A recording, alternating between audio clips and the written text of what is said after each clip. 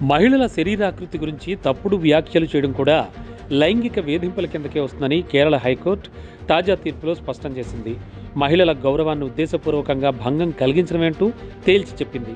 అలాంటి వ్యాఖ్యలను లైంగిక వేధింపులుగానే పరిగణించాలని కింది కోర్టులకు సూచించింది. ఈ మేరకు కేరళ ఎలక్ట్రిసిటీ బోర్డు మాజీ ఉద్యోగిని దాఖలు చేసుకున్న పిటిషన్ విచారణ సందర్భంగా కోర్టు ఈ వ్యాఖ్యలు చేసింది. కేరళ ఎలక్ట్రిసిటీ బోర్డులో ఓ సీనియర్ ఉద్యోగి తనపై వేధింపులకు పాల్పడ్డాడని మహిళా ఉద్యోగి ఒకరు పోలీసులకు ఫిర్యాదు చేశారు.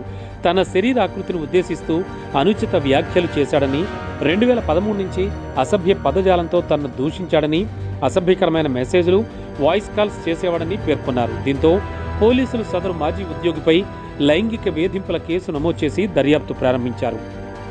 పోలీసులు నమోదు చేసిన లైంగిక వేధింపుల కేసుపై మాజీ ఉద్యోగి కేరళ హైకోర్టును ఆశ్రయించారు. శరీరాకృతిపై చేసిన కామెంట్లను లైంగిక వేధింపులుగా చూడొద్దంటూ కోర్టును అభ్యర్థించారు. లైంగిక వేధింపుల కేసును కొట్టేయాలంటూ పోలీసులను ఆదేశించాలని పిటిషన్ దాఖలు చేశారు. పిటిషన్ను విచారించిన కోర్టు శరీరాకృతిపై వ్యాఖ్యలు లైంగిక వేధింపుల కిందకే వస్తాయని స్పష్టం చేస్తూ పిటిషన్ తోసిపుచ్చింది.